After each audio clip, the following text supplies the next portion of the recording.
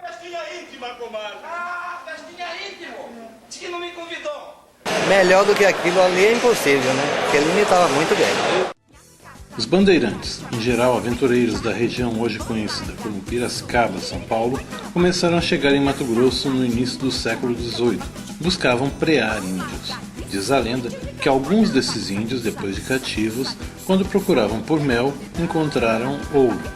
Para garimpá-lo, os bandeirantes se fixaram em vilas como do Cochipó do Ouro. Ali estabelecidos, os grupos bandeirantes, compostos exclusivamente por homens, formaram famílias, especialmente com as índias do povo Bororo, se beneficiando do cunhadismo, que foi descrito como um velho costume indígena de incorporar estranhos à sua comunidade. Com isso, estabeleceram raízes na região e fundaram a vila de Cuiabá em 1719.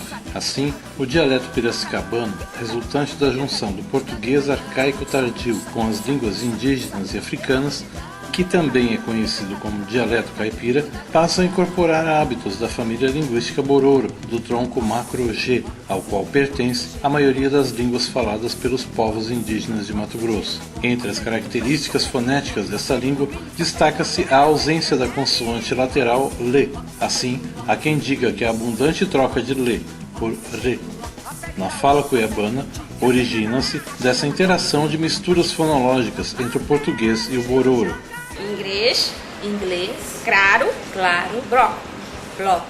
Este fenômeno consonantal, o rotacismo, cabe aqui ser apresentado como um traço do falar cuiabano pela sua intensidade, mesmo não sendo exclusivo dessa variedade linguística. Quem chegava de fora estranhava. Eu acho que deveria haver uma campanha para mudar esse tipo de fala. A gente que vem de fora se assusta, né? O que em outros locais era um fenômeno circunscrito aos falantes da zona rural, aqui parecia se tratar de um fenômeno linguístico que reunia indistintamente falantes da zona rural e urbana, pouco ou muito escolarizados e letrados, e ocorria em contextos de interação mais ou menos formais.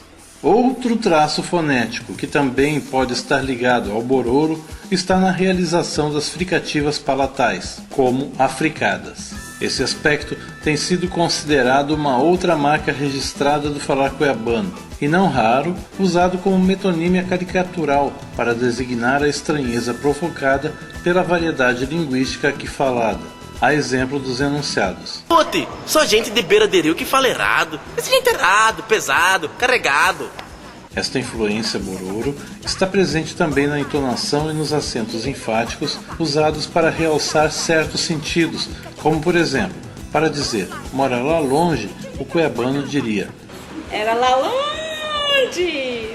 Espichando e incompridando as vogais tônicas de modo a imprimir o sentido de longura no significante do mesmo. Essa toada é mais uma herança do Bororo. Outro aspecto morfossintático bastante proeminente no falar cuiabano é a ausência do artigo definido em sintagmas nominais, como nesse exemplo. Lá no sítio, eles falam que a criança está torto, eles endireitam, né? Na segunda metade do século passado, ocorre uma forte migração rumo ao oeste. Cuiabá, como ponto final do asfalto, começa a servir de base para os novos bandeirantes se lançarem à sua busca do Eldorado. Oriunda principalmente da região sul e do estado de São Paulo, a força invasora, tão grande que chegou a suplantar numericamente a população nativa, possuía um incontestável poder econômico, e isso a colocou, pelo menos a nível de prestígio, acima da sociedade local. Com o centro tomado e as principais ações econômicas nas mãos dos neo-cuiabanos, o cuiabano tradicional ficou acuado, e as comunidades, especialmente as camadas mais jovens, começaram a ser constrangidas a falar como no sul e no sudeste do país. Nós de fora devemos ajudar os cuiabanos a falarem melhor, porque, por exemplo, ao invés de eles usarem ele só para homens, eles usam para as mulheres, como se as mulheres fossem homens também. Numa roda de gente estranha ou de gente de fora, eu faço força para não pronunciar o tchê, porque senão já viu, né? É aquela gozação. Em 1983, é publicada uma pesquisa mostrando o impacto cultural causado pelos migrantes sulistas. Esta pesquisa mostra claramente que o choque das culturas subverteu a tradição do migrante se adequar à cultura local. Nós fomos muito massacrados assim, nós deixamos que as outras culturas chegassem e crescessem. Eu acho que hoje o falar cuiabano está resumido só nas apresentações culturais. Com seu jeito de falar em xeque, o cuiabano reagiu de forma inusitada à invasão sulista e, aproveitando a tradicional ligação educacional das famílias cuiabanas com o Rio de Janeiro, a fuga do falar cuiabano, segundo essa pesquisa, ao invés de tomar o rumo sul, vai dar nos guarda-sóis de Copacabana e Ipanema. Eu tenho um primo que mora lá no Rio e já fala assim.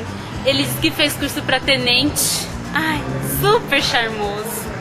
Como o falar cuiabano perdia seu prestígio, muitos dos falantes locais, especialmente os jovens, que falavam cotidianamente com os neocuiabanos, alteraram traços de sua pronúncia, procurando igualá-la à dos cariocas, e assim se sentirem mais prestigiados. No falar cuiabano tradicional, os segmentos consoantes T e D, mesmo antes da vogal alta I, eram pronunciados como oclusivos dentais, mas a pesquisa analisou o seguinte fenômeno.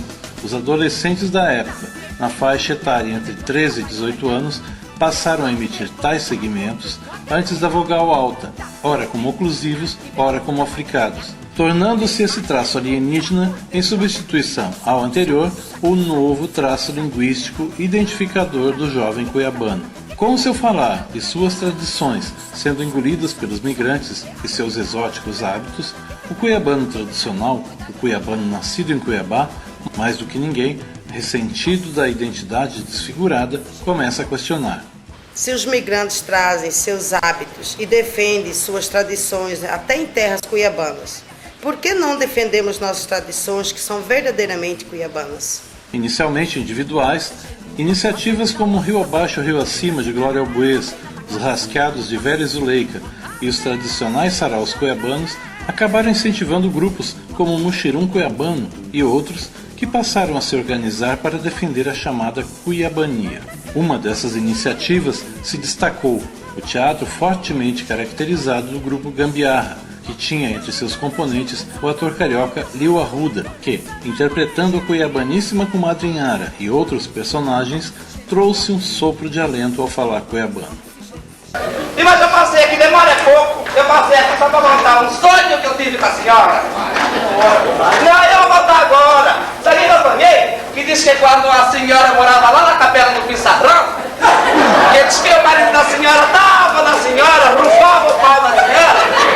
O cuiabano falou um pouco assim, errado, né? Mas ele foi um grande humorista, né? Humorista, foi bom. Agradável. Imitava porque ainda os cuiabanos natos ainda falam. Eu que ia lá, disse que o filho da senhora ficava jogado no chão, disse que eu que ia lá cuidar da senhora. Mas era um sonho, né, comadre? Vou contar outro sonho para a senhora que eu tive. Diz que eu sonhei também, que disse que tinha uma filhinha mais nova da senhora que ia casar, né? Então, Chacô, ele disse que ia casar a filha dele, aí disse que não tinha roupa. Você conhece pessoas que não gostavam dele imitar o cuiabano? Acho que não, eu nunca vi falar não.